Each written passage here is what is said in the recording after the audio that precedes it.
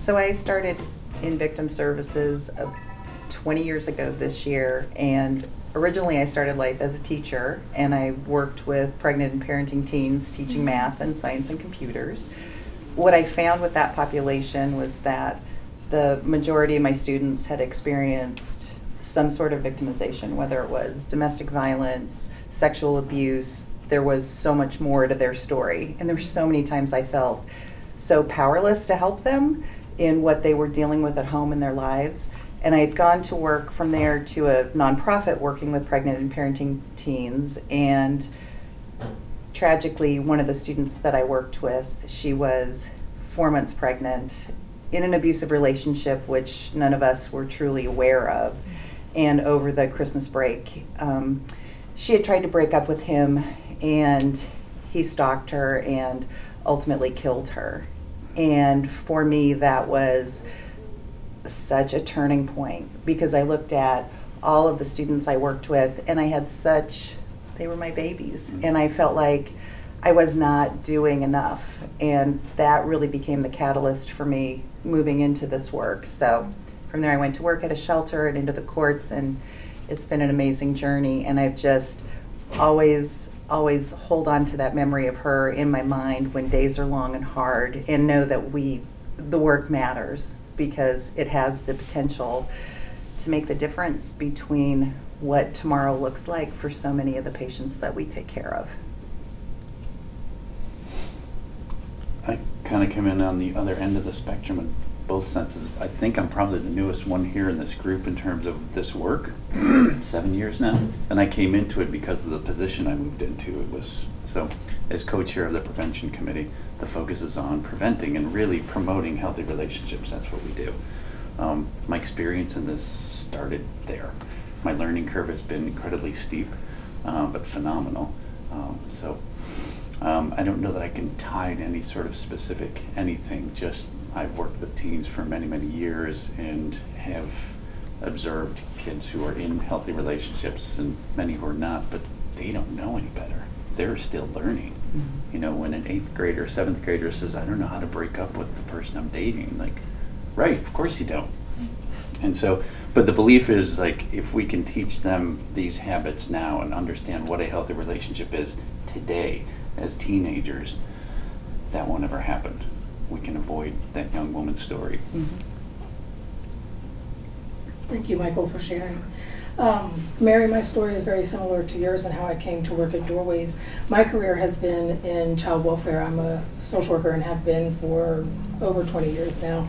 And working in child welfare, my experience working with families who've experienced the trauma of having their children come into care or experiencing violence in their families, you know, you have that experience, much like you did, of watching families experience that violence and that trauma, and you feel powerless, right? Because once a family experiences the trauma that they have, not only in their family, but experiencing the separation and trauma of, you know, children coming into care, that's an experience in and of itself. And so as a social worker who's experienced what that impact is on families, you want to do more, you want to have a greater impact. So as my career has experienced transition over the years, I wanted to see how I can have an impact on families that prevents children from having to be separated from their families when there is that violence and that trauma. And so I thought to myself, how can I get ahead of that problem and that issue? And like Michael talked about with prevention, it's trying to see what resources are available in our community to help, you know, whether it's men, women, any members of our community understand what violence in their relationship looks like and what resources are available to help them be safe in their relationship and prevent that violence from impacting their families. And so I made a shift in my career to be a resource for families, and I've done that through Doorways to try to bring you know, resources and awareness to the issue of domestic violence and sexual violence, as well as family homelessness, and those critical issues that wind up really harming families in our community. And so that's why I'm here in Arlington now doing work through Doorways. Thank you. I have been interested in issues that affect women for as far as I can remember. I look back at some of the things I have from high school, things I cut out of magazines that talked about women's rights and women's place in the world. And when I went to college, it was the first opportunity that I really had to actually take those thoughts and put them into action. I had seen a poster my first year of college. It was a white poster with a red stop sign that said "Stop Rape." And for some reason, it drew me in. I was interested. And I started volunteering with a peer education program and really started to experience people's stories. As you do prevention work, people share with you. They acknowledge that you have some information to share, that you're interested in the issue. And so someone who may have not have had violence happen to them before, they start to share in those moments. And so I was able to really see opportunities to grow my interest in working with families who were impacted, individuals who were impacted. And when I left college, I went to work in an organization that worked with other campuses as a community organizer, focusing on these issues, and I worked with campuses all over the country. After that, I worked at Doorways for a little while here in Arlington, supporting families again through education and outreach, and left there to go to the National Sexual Assault Hotline at RAIN. And it's there that really I expanded my thought about who this issue impacts, because a lot of times we talk about sexual and domestic violence as if it only impacts adults and it only impacts women and certain types of women. And when I was at RAIN, I really got to see the number of young people who were impacted. And that really drew me to want to take this work to another level and work more on the community organizing level, but also being able to see as a community those other issues that are touched, such as child abuse, sexual abuse of young people. And so that's kind of what hooked me into this work, was a poster, and 20 years later I'm here around the table with amazing people trying to make our community safer and healthier. So listening to everyone talk about the different things, the way the Project Peace has impacted them, a couple of things, two things resonate with me. It's prevention and community.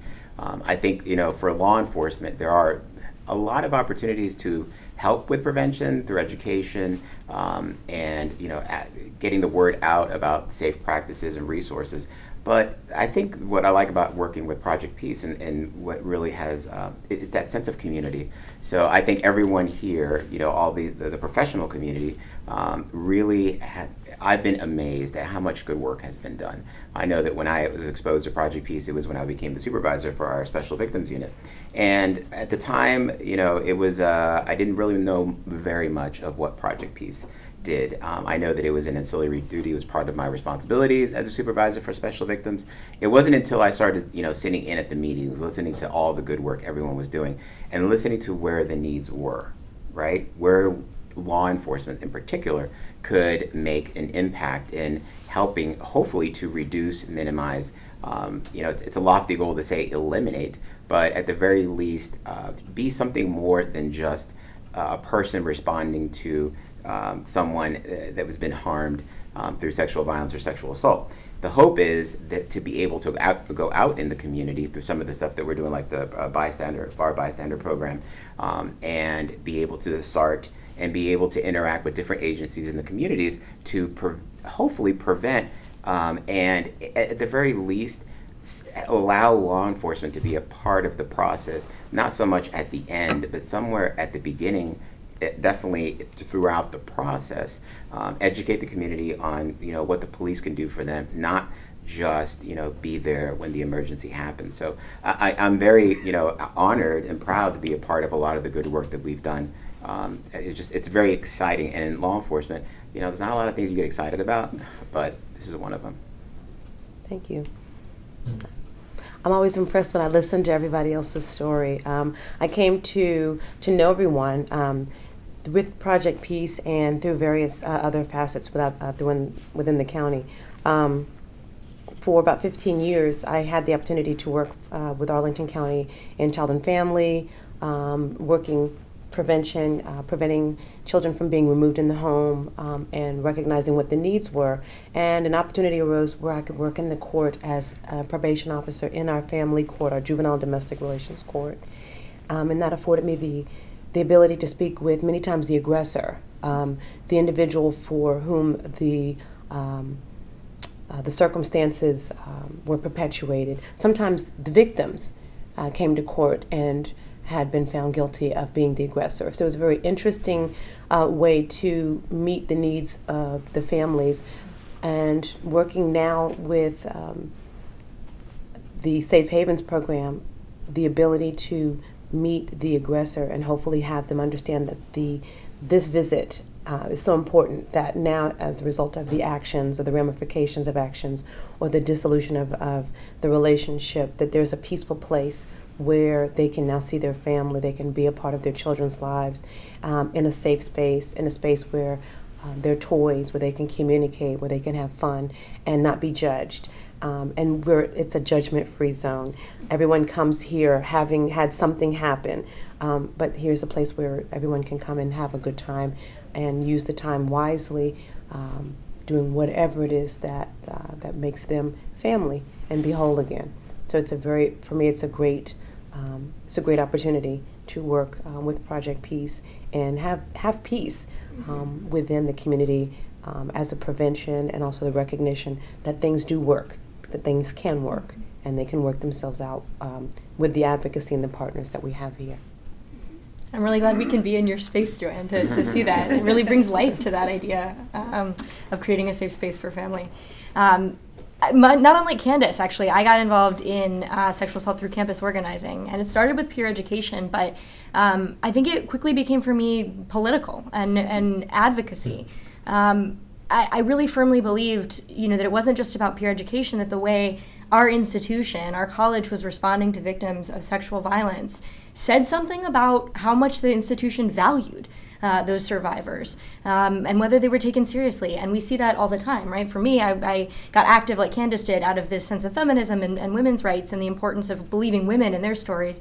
And as we've learned more about who the victims of sexual violence often are, or domestic violence, they are folks that society and our institutions have traditionally not respected and not treated with dignity, whether they're children or trans people or people of color or men who have become victims. And so it became really important to me to fight for that, not just the provision of services, but what the provision of those services meant in terms of treating people in that community with dignity. And so that work really carried forward. I served on the Commission on the Status of Women in Arlington, and in fact, this was one of the issues that motivated me to run for the county board in 2015. That was before Doorways took over our hotline.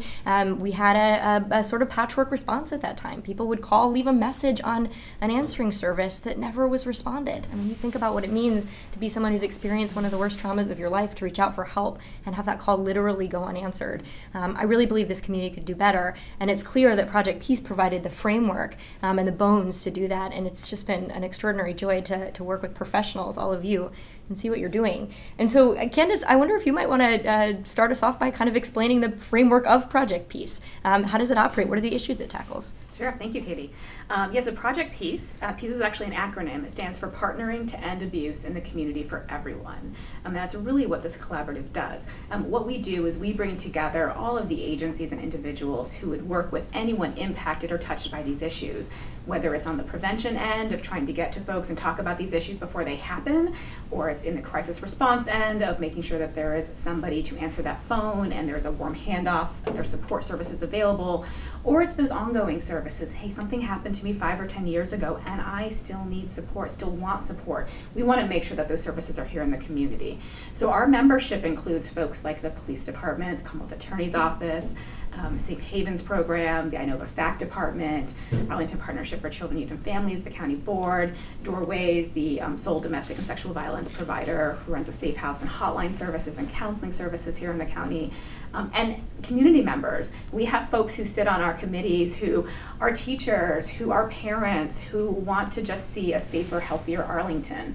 And so we come together monthly, and we've been doing so for the past 14 years to talk about these issues, to find out what the gaps are, that there's a hotline going unanswered, and then to figure out what's the fix for that. How do we ensure that no hotline call goes unanswered? And so that's really what the work of Project Peace has been over the last 16 years, and I foresee us doing it into the foreseeable future as we have such a strong collaborative. And I feel so fortunate today to have folks around the table with me who are all part of those agencies who provide those critical, life-saving, round-the-clock services to our community.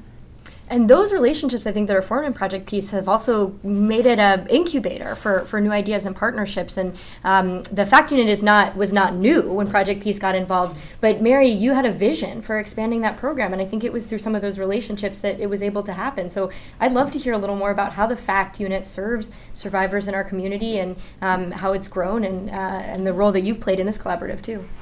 I joined the FACT department, which is the Forensic Assessment and Consultation team.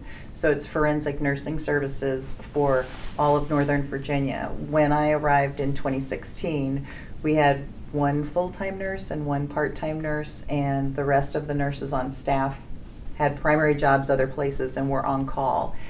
We were woefully understaffed for the population area that the department serves and the case volumes we were seeing. And it was through the connections I made in Project Peace, Katie in particular, and some other support that helped us obtain grant funding through the state of Virginia, which allowed us, for the first time ever, to go to a full-time staffing model where rather than hoping we could have a nurse on call, maybe we'd have coverage, to actually having nurses physically in the office 24/7. And as a result, we've seen incredible growth since 2016, going from 600 patient contacts in 2016, thereabouts, to this last year having well over 1,000 patient contacts. And it speaks volumes about the importance of collaboration and things like Project Peace. Being new to the program, just myself trying to figure out who to talk to, who to ask, but looking across the table, I remember the meeting and having Katie, having Cheryl Bozarth, who was with Project Peace at the time, Delegate Levine, take up the charge and say, we know who to call. And within 4 days, we had our grant application ready. I had a letter of support in my hand with 25 or more signatures from elected representatives. There is no way I would have been able to accomplish that on my own. And it really gave me the ability to go forward in the vision I had for the department, which was, it is not acceptable for us to have even 6 hours without nursing coverage. It's not acceptable for any patient to be told, yeah, you may have to wait 12 hours and could you not take a shower? That's just not okay. And we've definitely seen, now we're at a point where our volumes have increased such that one nurse a shift is not enough. So my goal for this year is to double our staffing, to give more flexibility to respond to different locations. Potentially, we've opened a second office up in Loudoun County to reduce geographical barriers of travel, anything that might be a barrier from a survivor accessing care. And long term, the vision I have for the program is really expanding services. So it's providing trauma-informed medical care across the lifespan. Even if it's someone that never reached out for help if they were victimized as a child, but now as an adult, when they need to go for their annual checkups, there's so many things associated with that are triggering, and finding a medical provider that understands that. We get calls all the time from survivors wanting, can you tell me a good OBGYN to go to that will understand what I'm dealing with? And I feel that many times in these conversations, the medical community isn't necessarily present at the table. So I feel it's an appropriate space for us to look, not only providing appropriate care to those who are struggling with recovering from trauma, but also being a part of the prevention piece, knowing that adverse childhood experiences impact physical health specifically, and the sooner we can address that, educate our pediatricians about asking those right questions, partnering with community agencies to make sure services are available so we can heal that trauma early, I think is for me, that's the way ahead for our department and the role that we play in this collaboration. you know, that sometimes sounds like a buzzword, right, that people have heard, right, is hear often rather is trauma-informed practice. And Sam and Joanne, both of you do work with families and individuals who have been harmed and who are overcoming the trauma of domestic violence, sexual abuse, or others. Can you tell us more about what it means to be trauma-informed in your practice and in the service that you're bringing to the community? Absolutely, Katie. I think at Doorways, one of the things we're trying to be very intentional about is we recognize just, like you said, Mary, that when people come to us, they oftentimes are not coming to us for just one thing that has happened. You know, as the comprehensive provider of domestic and sexual violence services here in Arlington, Doorways is oftentimes aware that someone may be coming to us because of an acute sexual assault that has recently happened. We partner a lot with the FACT department, but we're also recognizing that they may be coming to us with the compounding issues of domestic violence or violence in their relationship, community issues that may be impacting them, as well as childhood trauma. I love that you referenced the ACEs. I'm a big fan of that work and the impact that it does have in the lives of people that we serve. And so I think when we talk about being trauma informed, it's recognizing that people come through our doors or call our hotline, or when our advocates meet with them at the hospital, it's recognizing that we have to work with the totality of the person and everything that they're walking in the door with. And so a trauma-informed response is recognizing that we have to work with and be compassionate in our response with the whole person that we are serving. And so for Doorways, one of the things that we're very intentional about is recognizing that that trauma-informed response is comprehensive in everything that we do, whether that's how we answer the phone, the training that our staff receive, the environment that our clients walk into, and the individuals that we serve and the care that they receive. And so when we talk about the environment, that's the administrative office and what that space looks like. That's our shelters and our safe house that survivors come into. That's making sure that the presence that our advocates have when they meet with a survivor at the hospital, when we do an accompaniment. And that's just being very intentional about understanding that trauma is something that has happened to you. It is not necessarily something that defines who you are, and it's helping that individual to recognize that and using the language that helps them to understand that as well.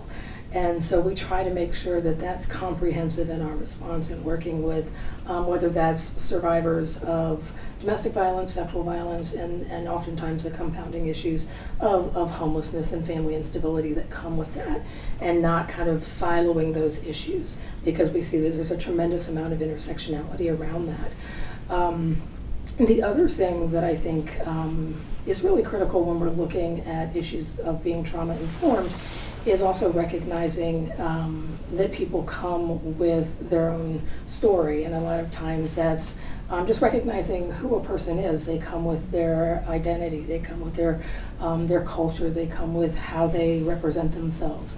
And so Doorways tries to be very intentional in our response of valuing all of those things. And you know, Doorways in our response, we try to make sure that we communicate that value in everything that we do. I think one of the things that we're trying to be intentional about is making sure that the community knows that our doors are open to everyone, right? In our 42-ish years of serving the community, I think, and I think also, Candace, you touched on this, that a lot of times domestic and sexual violence is seen as a women's issue. And I think it's an issue that impacts everyone.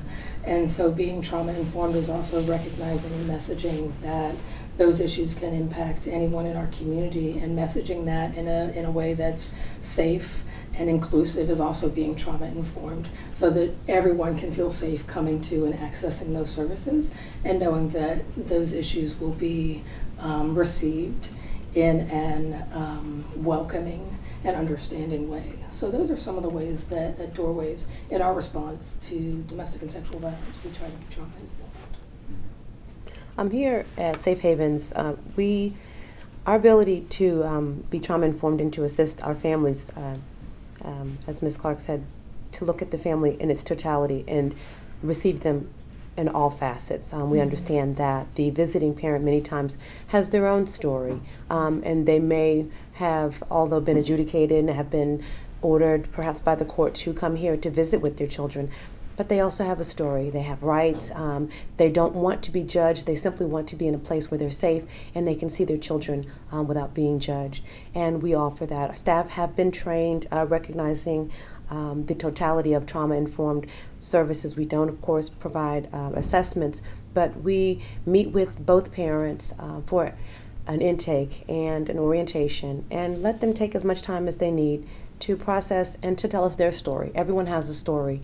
We want to listen to where they come from, what their challenges may be, how can we help them if we can, and what referrals we can possibly and connections we can possibly make on their behalf into the community and services that would benefit them and hopefully benefit their family and their children. But really looking at the family in its totality and understanding how we can really help them. If it means that we have to look for a certain toy, if it means that they're maybe they need to have a visit by themselves where it's quiet and no one else is coming in. If they're asking for a little bit extra time, we really look to try to help that family so that they can stay unified, but also be at peace and move forward. And the hope is that our services are temporary and that they're able to find what they need and graduate into the community, find the stability that they need, hopefully with the services, and graduate and have services outside of safe havens. And if they want to come back, they're free to come back as well. If this is home base, if this is a comfortable space, if this is where the magic happens, then we welcome them back as well. I think the fact, Joanne, that you are serving the whole family, right, including people who are abusers as well as people who are survivors, is kind of a reminder. Actually, we come full circle, right? At the end, that's where we're treating families. And Michael, I'm thinking about how the prevention work is also about trying to reach the kind of people who might harm others, and that mantra, right, that hurt people hurt people. And I really admire the work that you all have been doing, particularly around, not to imply that all abusers are men, right? We know it's a whole spectrum, but particularly to see the connection between having hard conversations about masculinity and what that means, and its tie to healthy relationships. I wonder if you could tell us a little more about what prevention means, especially with young people.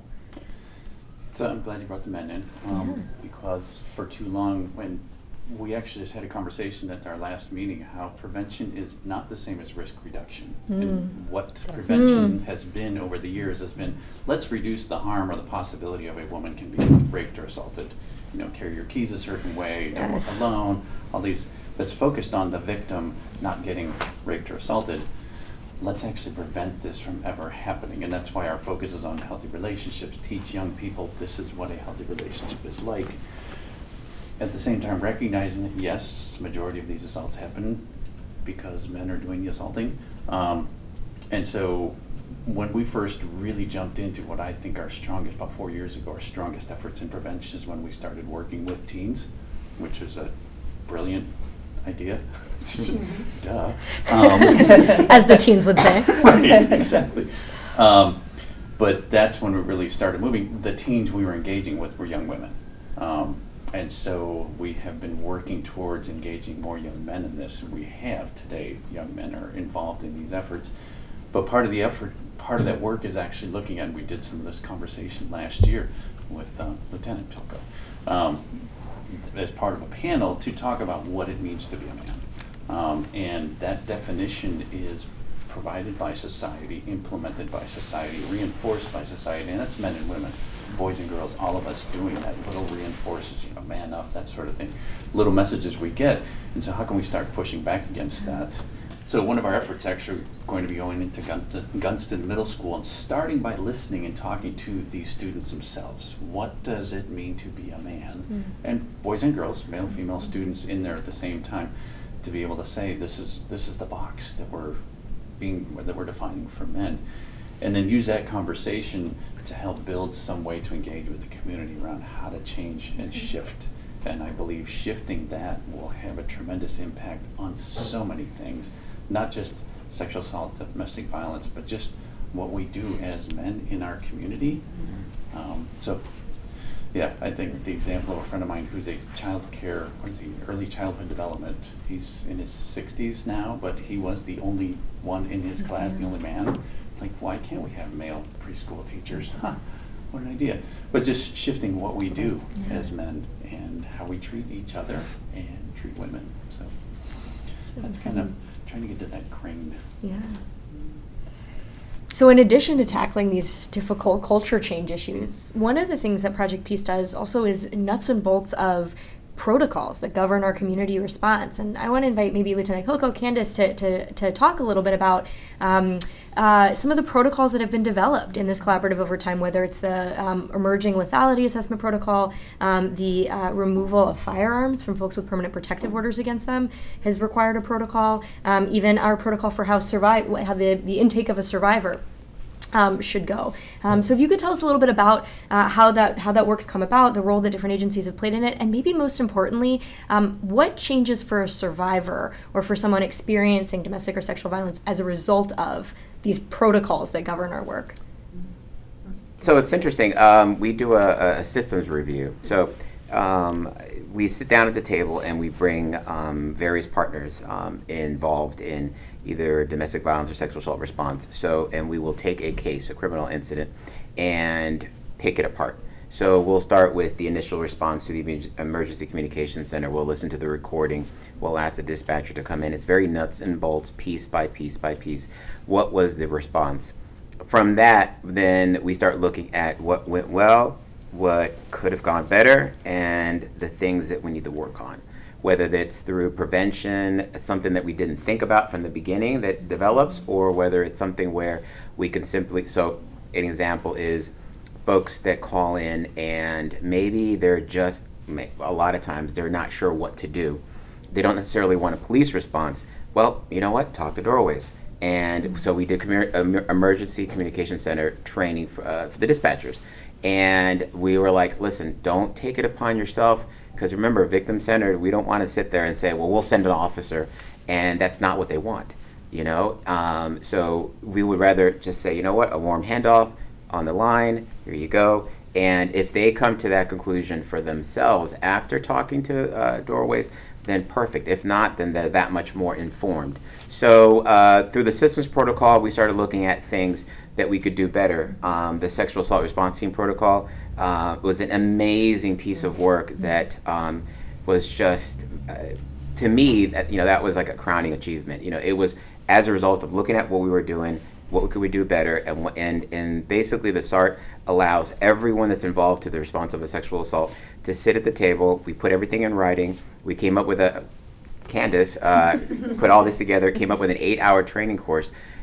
To be honest with you, in my 20-some years of policing, I have not seen a level of training that involves all the partners that are, from the FACT unit, from Doorways, CPS, all these different agencies that are involved in helping a survivor, a victim of sexual assault, their families, and the community receive the appropriate response through community-based services, through government services. So the things that we're looking at with the lethality assessment protocol is to engage the police officers at the time of an intimate partner act of violence to engage services such as Doorways if needed based on a protocol that's nationally accepted of questions to ask about a risk factor. And also through the firearms protocol, we're looking at helping those that have applied for a permanent protective order, receive the permanent protective order, and part of that application was the mention of a firearm either in the home or used in the offense, and being able to follow through and say, this is what happened to the firearm, to allow the offender the opportunity to know where to turn it in, how to turn it in, and also further on down the road, being able to have like a compliance officer. So there's a lot of wonderful things that we have done as a result of just getting together at the table and saying, what could we do to improve our response to sexual assault and domestic violence? Well, and I would add to your point, Lieutenant Coco, our protocols are really interdepartmental and interorganizational. You know, it's not that the police department has a protocol and how they're going to respond, and Doorways has a protocol. Our protocols have everybody in it, and we're all signing on, so that we can sit around and say, yeah, it makes sense when you do this and then I do this. Or, hey, can we really look at how we're doing that? The system review told us we're not doing this quite well. So it really allows us to make sure that every hand knows what the other hand is doing and knows what the other hand's expertise is. That everyone around the table contributes something differently and brings a unique aspect and lens and a unique response. And we codify that in writing, and I think that's amazing. And not only that, we put it out to the community. So if you wanted to see the sexual assault response team protocols, they're on our website. You can go to Project Peace's website on the Department of Human Services site and actually see the full 40 pages of what you should expect if you call the police, what you should expect if you call the hotline, what you should expect if you show up at the hospital. And I think being able to even put that transparency among ourselves and then be able to share it with the community speaks volumes of the types of relationships that the different organizations have built, and really the way that we want to make sure there is no wrong door, that no matter where somebody goes, they will get the same level of empathetic support, whether they are a victim of assault, whether they are a child who's witnessed it, or they're someone who's offended. That there's a place for all of those folks, and that we're all here to support them. And what's exciting is that, you know, when we present our findings to the Leadership Roundtable, it is, and once again, I don't see this very often, I'm just a lowly lieutenant, but to see the heads of all these agencies in the room. And, you know, so when we were talking about lethality assessment, I was like, oh, well, you know, Doorways, we're going to apply for this grant. And we're like, okay, you know, and there was a point in time where, you know what, resources. The police department wasn't able to do things with regards to that. Then Doorways. And so finally, you know, with all the heads of all these departments and the county board present, it's like, oh, we're getting things done. And that spurs other people to like, oh, well, we can do this, we can do that. You got the grant. So now we're doing all these things. And the accountability. So when you know, you sign off on everything that you're doing, it carries something with it. It carries the commitment. It carries the, you know, we're going to hold ourselves accountable. And it really allows you to see what everyone else is doing and what they can bring to the table. And I would just add to that, because our department, we work multiple jurisdictions, multiple counties. I love them all. Everyone's wonderful. But there's no other county we support that has something to the level of the Leadership Roundtable. And having worked with the military for 10 years in sexual assaults, prevention and response, I recognize you can have amazing people within organizations doing great work, but you have to have that support and buy-in from leadership. Real change comes from the top down, and having a forum where the people who have the authority to make the decisions are there at the table, hearing from the people on the front lines doing the work.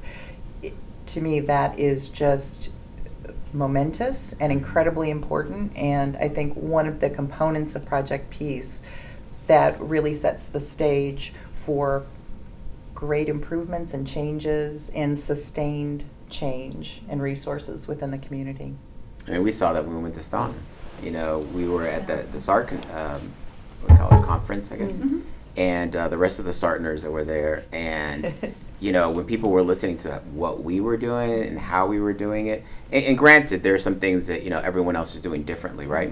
But people were just amazed, because they were like, you do what? And people actually come to the meetings, and you know, it's exciting, and there's, you know, very few things sometimes in law enforcement they get excited about. This is definitely one of them. One of the things that I will add, as Doorways, one of the things I think is critically important to us is bringing survivor voice. And Katie, you asked, you know, what is the impact of this kind of collaboration through Project Peace? What's the impact that it's had on survivors? And as you've heard through our conversation, that I think it's created real change in our community and in our collaboration that has resulted in meaningful change for the resources that we can bring to our community for survivors. And I think for Doorways, being able to bring survivor voice to that process is so important, because a lot of times survivors don't have that, right? And for their own protections and safety and confidentiality, that's so critical. But because Doorways is at that table and we're able to bring that lens, their voice is present and is a part of bringing things like the lethality assessment protocol and SART, to the realization in our community. And I think that is creating greater safety in our community for survivors. And I think that's just so wonderful and so important. And just the fact that our partners in the community, whether that's the FACT department or law enforcement, our schools, just all of these critical relationships allow us to work more seamlessly so that there are less barriers for survivors in our community.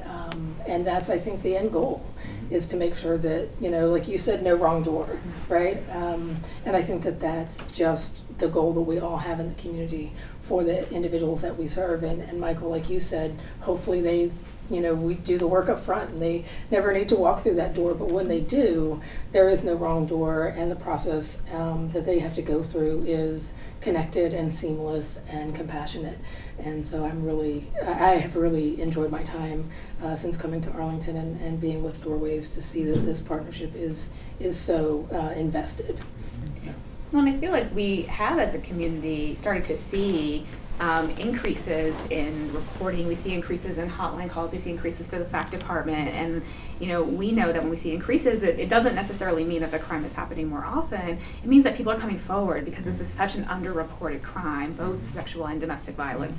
And so we see those as wins for us, because that means people are getting connected to services who would probably have not been connected to services otherwise. Yes. One of the things, too, that collaboration breeds is maybe the kind of trust that allows us to be honest about where we're falling short, right? If you're in partnership with different agencies, you maybe feel a little more comfortable saying, here's the population I don't think I'm serving, or I'm a little concerned about our collective issue here. So maybe we can do kind of a round robin about what areas do you think are gaps? What populations are we missing? What issues are we not yet touching? And as you share that about what's in the future, maybe also what makes you optimistic about this collaboration, this issue, and our community. So Mary, I'll put you on the spot. We'll start with you. That's fine.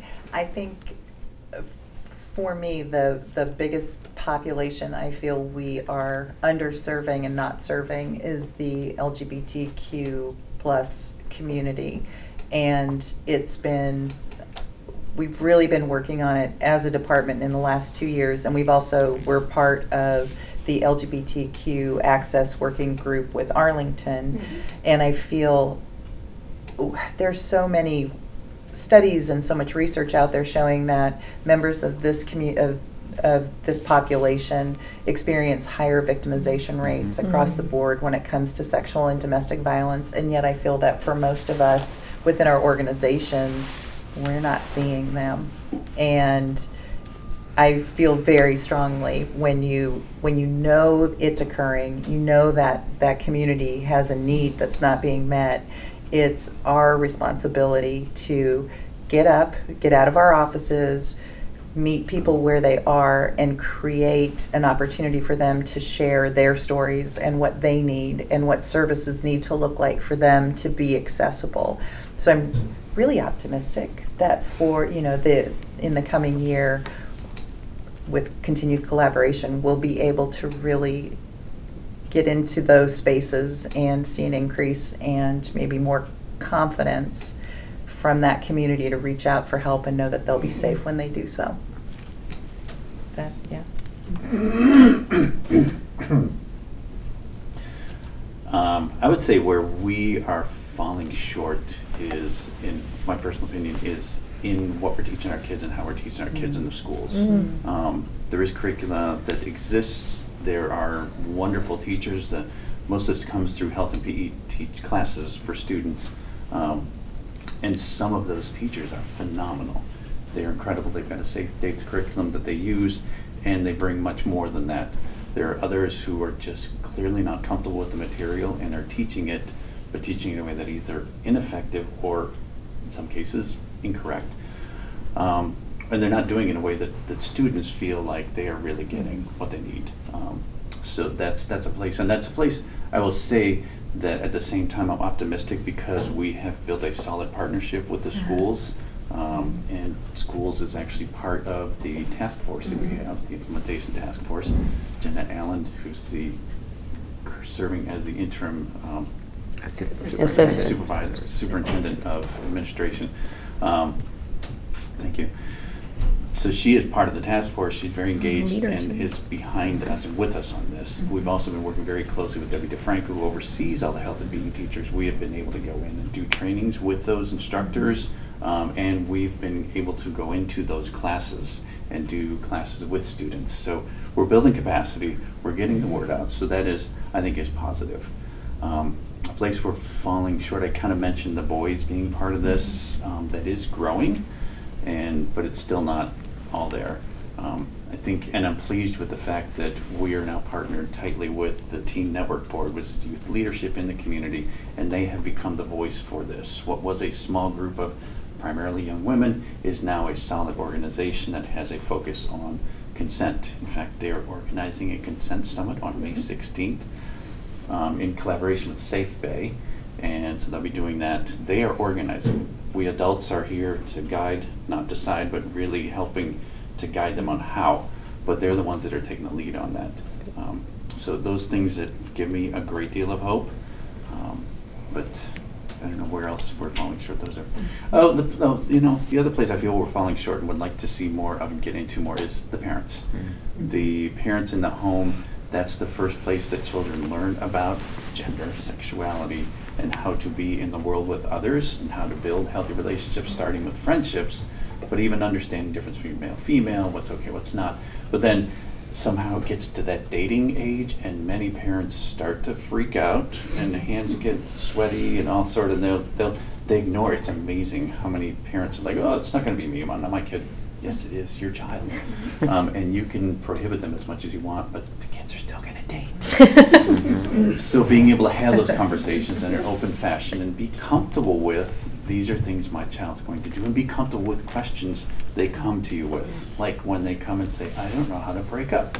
Be able to say, so what are some things you might be able to say? So to offer that advice, because it is their first time. They don't know what they're doing.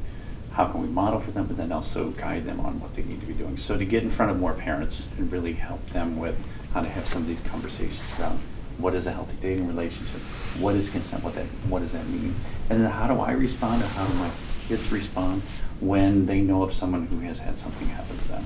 So that's what we're trying to work on more.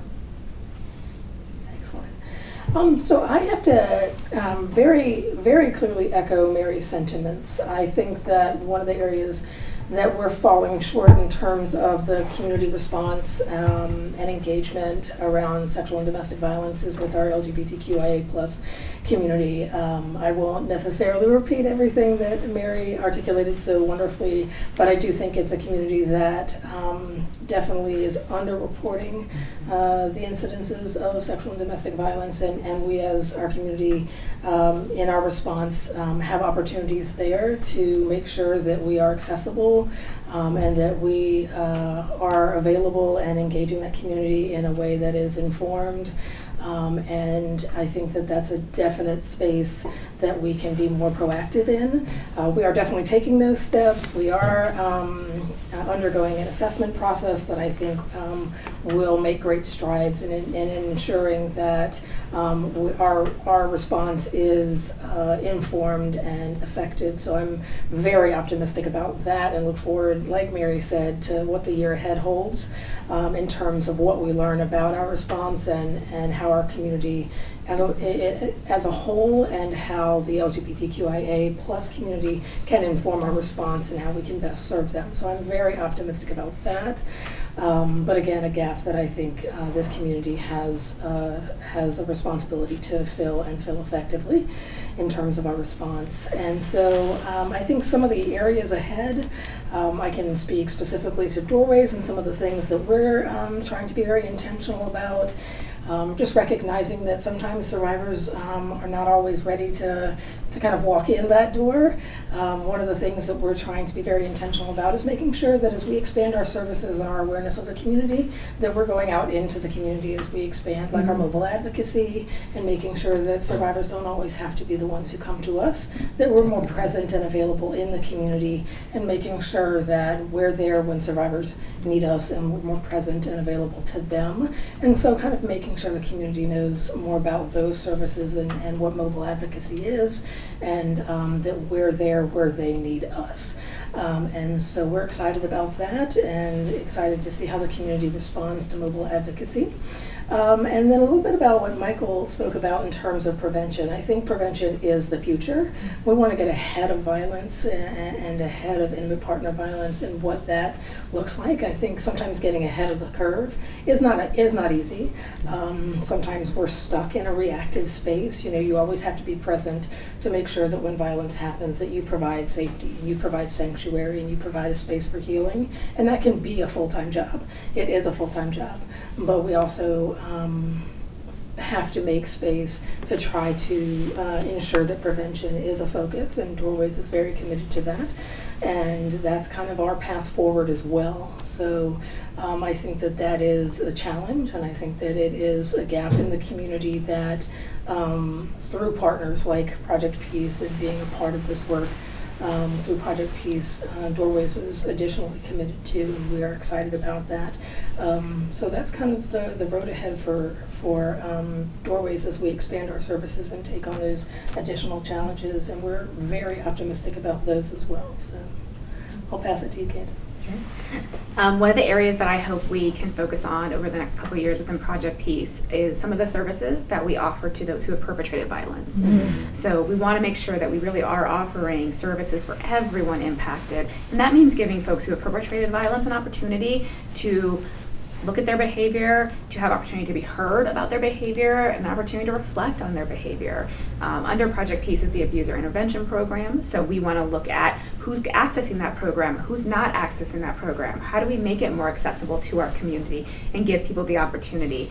Katie, as you said, hurt people hurt people. We know that people don't enter violence for the first time by committing it. So what do those services look like from a trauma-informed lens as well? What do we look at the trauma someone who's perpetrated violence has had in their past and in their lives? And then how do we really support that person as a means of preventing any future acts of violence from that person as well? So I have faith that as a collaborative, we'll continue to look at that as we've been in our Goal 3 committee. People call, citizens call for a noise complaint. Well, it could be a domestic next door. Someone calls in and says their car was vandalized. It could be an ex-boyfriend, girlfriend that did it. So a domestic violence coordinator, you know, within the special victims unit, would be able to put some of these things together. The stuff that you're talking about, you know, reach out to other jurisdictions to see if these folks have had contact, because we, you know, so for me, it really is, I'll be selfish, resources for us, you know, to be able to do more and put better cases together and get the word out, better training for the officers, a SART coordinator as well. One of the things that we looked at with regards to the best practices is a lot of folks so we have an MDT approach for our Child Advocacy Center, right? You know, we get together every month, we talk about cases, but the same thing with domestic violence. Multidisciplinary team. Same thing with domestic violence, and the same thing with sexual assault, because, you know, I always hate when we sit at the table and we're like, oh, that family. You know, and you're like, okay, well, what are we doing about that family? And, you know, I know law enforcement has a very specific lane sometimes that we're in, but, you know, it doesn't mean that we cannot somehow expand our services and be able to say to the community, listen, we're not there just to lock someone up, but, you know, through our membership in something like Project Peace, we can sit there and say, well, this is a service so if we get there, we're like, this doesn't rise to a criminal offense, but our officers can say, well, I think you should call Doorways, or I think that maybe emergency housing, or maybe you should go get an exam if you're not quite sure, you know. So for me, it's going to be resources. It's going to be, you know, I think the gaps are, we just need to be a little bit smarter about and more efficient about where the needs are. I think it's easy sometimes in law enforcement to look and say, okay, I need more cops, and you know, I need this and I need that. But when you start looking at, well, let's be smarter about our resources, apply the resources. So, maybe the calls for service will go down if we're doing certain things and we really are making a meaningful impact with the staffing that we have. Well, here at Safe Havens, we are seeing families after an event has already happened, and perhaps after there have been services rendered and after adjudication, many times of a criminal case or a civil case for custody and visitation. A population that I believe we could possibly serve more of as the definition of family and the identification of the family unit changes. We have, in the year now that we've been operating, have had no LGBTQ plus families that have come through our doors.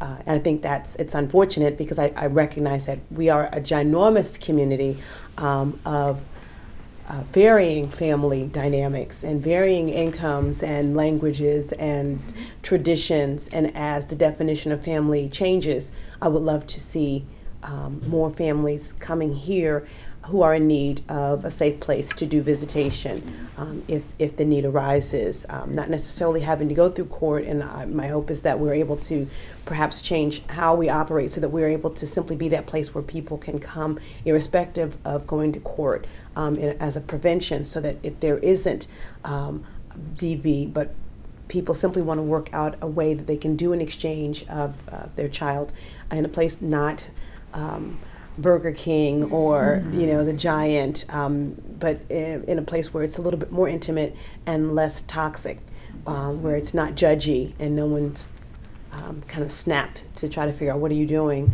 I think that would be for me a great indicator of our reaching out and maybe looking at bringing more families in. I also was shocked when I began working as the coordinator that we didn't have a place before now where families could come and do an exchange and have a supervised visit. This is it for Arlington. So I'm excited, but it's woesome because we are a great community of resources between Arlington, Alexandria, Fairfax, Falls Church, Loudoun, Prince William. We are a ginormous community, and yet over the last 11 to 12 years, Fairfax has been the only place where there has been a supervised visitation center.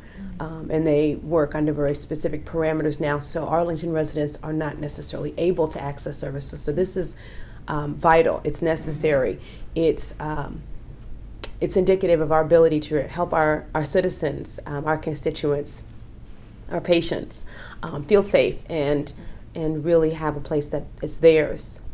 And it's community-based. And as we grow, I'd love to also see a larger family space. And so that's my vision, hopefully to be able to bring more families in and look at Arlington as a whole and the changing face of Arlington. Yes. And to see our ability to help those families as well.